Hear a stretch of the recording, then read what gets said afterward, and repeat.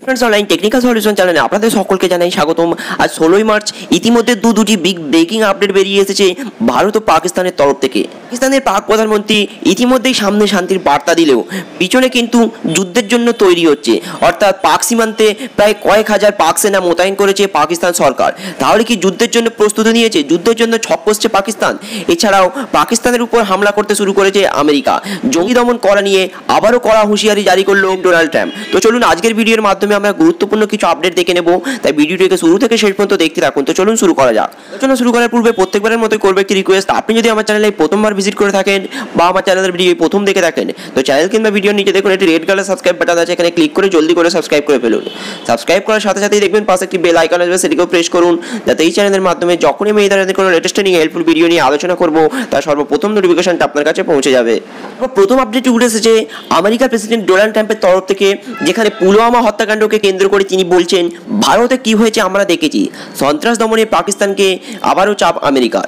পাকিস্তানের মাটি থেকে জঙ্গিদের সরাতে আরও জোরদার উদ্যোগ নিতে হবে, পাকিস্তানকে কার্যত হুঁশিয়ারি দিল আমেরিকা।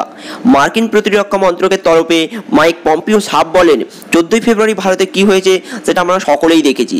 পুলওয়ামায় 14ই ফেব্রুয়ারির আত্মঘাতী হামলায় পাক জঙ্গি যোগ রয়েছে স্পষ্ট। হামলার দায় স্বীকারও করে নিয়েছে পাক জঙ্গি সংগঠন জৈশ-ই মোহাম্মদ। এরপরও জৈশের যোগ থাকার কথা স্বীকার করেনি পাকিস্তান। এই প্রসঙ্গে এক সাক্ষাৎকারে মাইক পম্পিও বলেছেন, আমরা দেখেছি ভারতে কি হয়েছিল, পাকিস্তানের উচিত সন্ত্রাসবাদীদের বিরুদ্ধে ব্যবস্থা নেওয়া, জঙ্গিদের আশ্রয় দেওয়া বন্ধ করতে হবে পাকিস্তানকে। তিনি আরও জানিয়েছেন যে ডোনাল্ড ট্রাম্প পাকিস্তানের বিরুদ্ধে যে ব্যবস্থা নিয়েছেন তা আগে কেউ কখনো নেয়নি, তবে তিনি বলেন আমরা চাই পাকিস্তানকে আরও বেশি উদ্যোগ নিক। এর আগে মার্কিন বিদেশ মন্ত্রকের উপমুখপাত্র রবার্ট প্যালাডুনা বলেন পাকিস্তানের কাছে যে অনুরোধ করা হবে যাতে সে বারংবার এবং স্থায়ীভাবে সন্ত্রাসবাদীদের বিরুদ্ধে পদক্ষেপ গ্রহণ করে এবং ভবিষ্যতে যে কোনো হামলা হওয়াকে রুখে দেওয়া যেতে পারে। প্যালাডিনো এক সংবাদ সংস্থাকে জানান সন্ত্রাস প্রতিরোধে পাকিস্তানের ভূমিকার উপর নজর রাখছে আমেরিকা।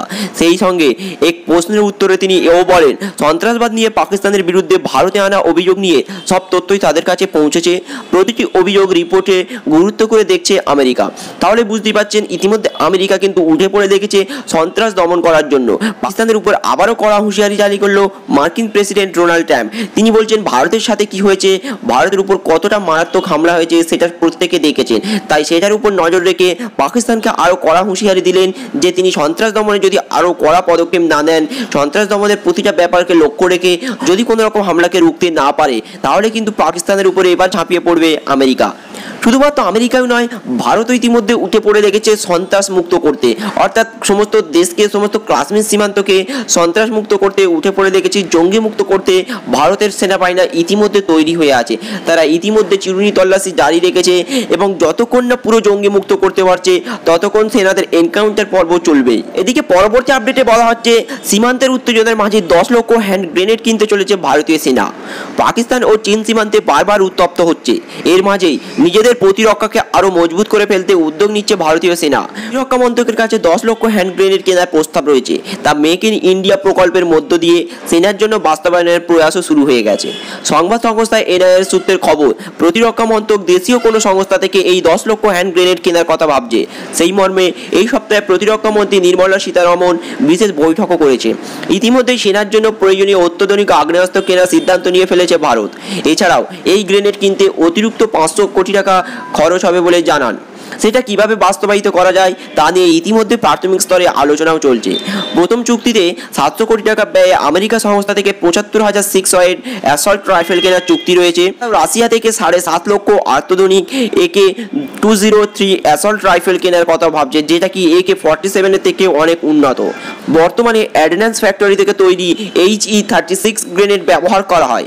বস্তুত গ্রেনেড যুদ্ধের সময় শত্রুপক্ষের প্রস্তুতি ক্ষতি করতে পারে, বিশেষ করে বাংকার নষ্ট করতে বা শত্রুপক্ষের পজিশন তছনছ করতে এর জুড়ি নেই, আর তাই গ্রেনেড কেনার বিষয়ে ভারত আগ্রহী তার সন্দেহ নেই। তাহলে বুঝতে পারছেন একদিকে যখন পাকিস্তানের প্রধানমন্ত্রী ইমরান খান শান্তির বার্তা দিচ্ছে, অপরদিকে কিন্তু পাকিস্তানও যুদ্ধের জন্য তৈরি হয়ে আছে। কয়েক হাজার সেনা মোতায়েন করেছে পাকিস্তান সরকার, সেদিকে লক্ষ্য রেখে ভারতের কাছে ইতিমধ্যে সূত্রের খবর পাকিস্তান যুদ্ধের জন্য প্রস্তুতি শুরু করেছে, তাই সেদিকে ভারত তার আত্মরক্ষার জন্য 10 লক্ষ হ্যান্ড গ্রেনেড কিনতে চলেছে।